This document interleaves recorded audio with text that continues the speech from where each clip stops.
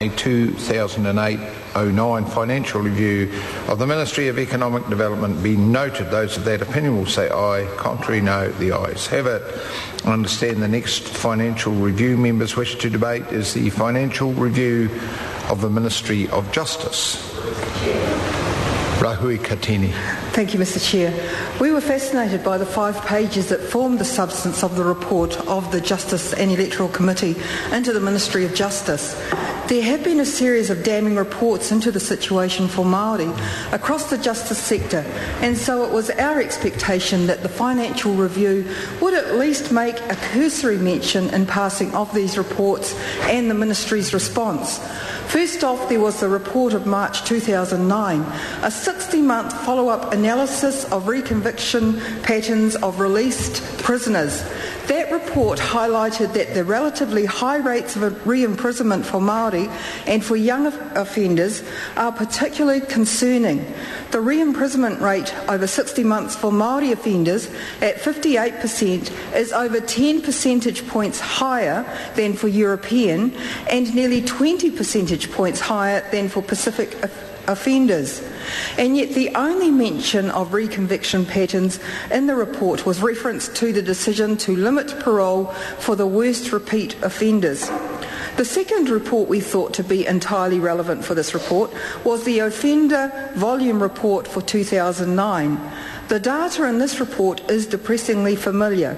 As at 30 June 2009, the graphs reveal the preponderance of Māori males in the prison population, especially in the younger age groups. As an example, there are approximately twice as many Māori 25-year-old males in prison than European males of the same age. Data upon data demonstrates that Māori volumes have increased at given snapshot dates. A quick glance at the evidence and advice received, however, tells us that such vital information about offender volumes was somehow not considered relevant. And so we turn to what we would have thought to be a critical report for this ministry in terms of the emphasis on youth justice. We looked at the report presented by the Ministry of Social Development into effectiveness of youth court supervision orders, measures of reoffending. A key statement stands out in this report to the effect that currently in New Zealand there is no research on the effectiveness of the youth court supervision orders in reducing the frequency and seriousness of offending.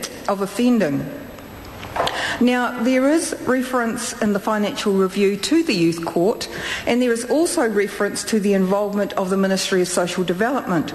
But this is where more questions are raised than resolved. For instead of drawing on this very significant finding, the financial review suggests that the primary focus for the Ministry of Social Development was to ensure that the policy information was accurate, and I quote, as distinct from advising on the appropriateness of expanding the jurisdiction of the youth court in this way. I'm sorry, but this just doesn't add up. The Ministry of Social Development's own research tells us that there is no research on the effectiveness of youth court supervision orders, and yet that information appears to have been ignored by the Ministry in coming before the Select Committee.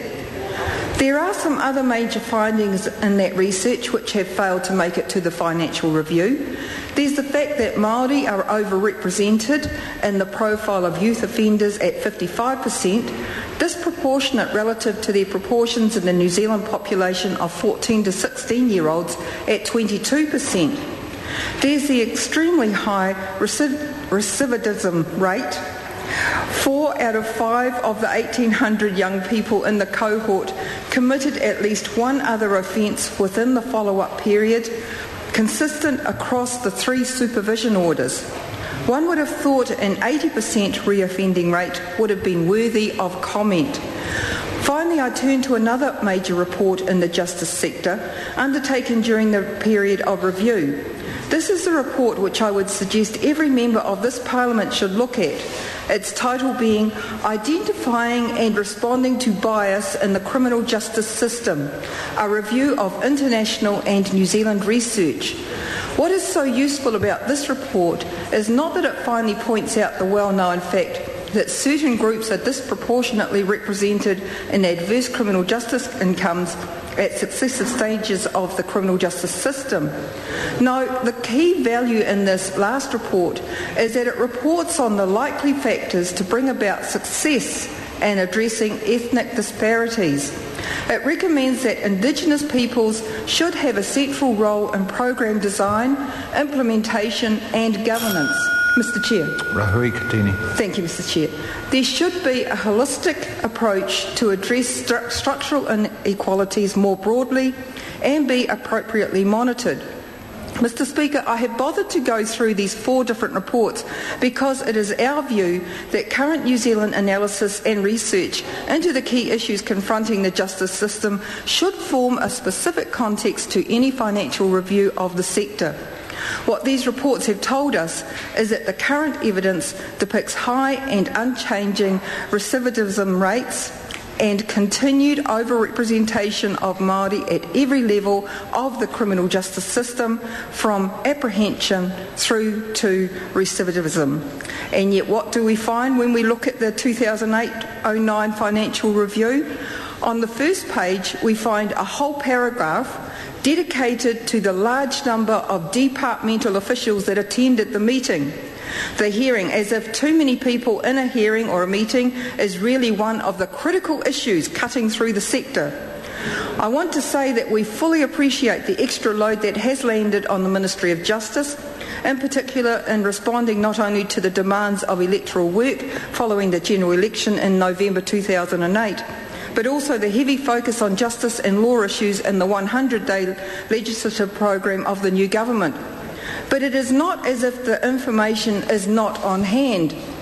These are all reports generated by various arms of government: Ministry of Justice, Ministry of Social Development, Department of Corrections.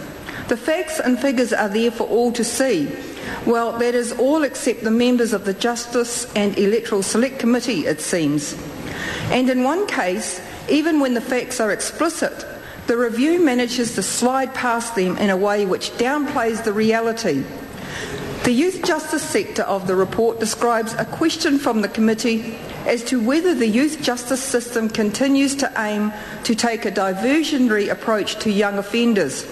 The Ministry of Justice confirmed that this is still the intention, and yet what the statistics tell us is that prosecutions of youth offenders have increased, while there has been an associated decrease in the numbers of alternative actions available.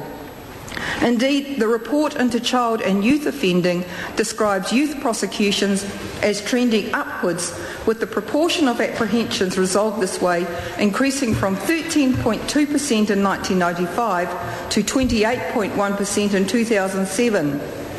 Mr. Chair, I have no pleasure at all in bringing this up-to-date information about the performance of the justice sector to the House. I do so reluctantly with 2 clear aims.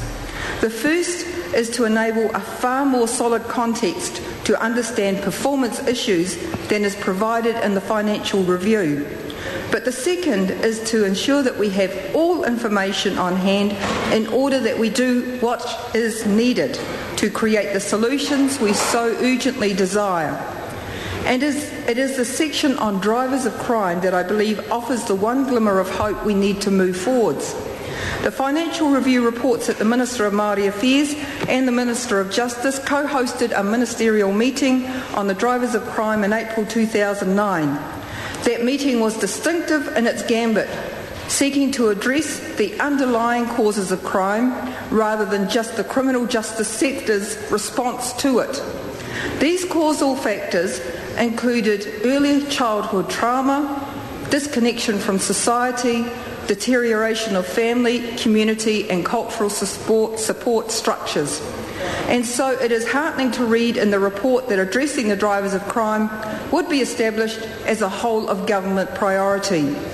We certainly feel confident that with the work that Dr Sharples is leading in the drivers of crime policy and the work that Tariana Turia is leading in whānau order, we are embarking on pathways that can help to address these disproportionate and persistent statistics by drawing on the strength of whānau as our greatest resource. Thank you.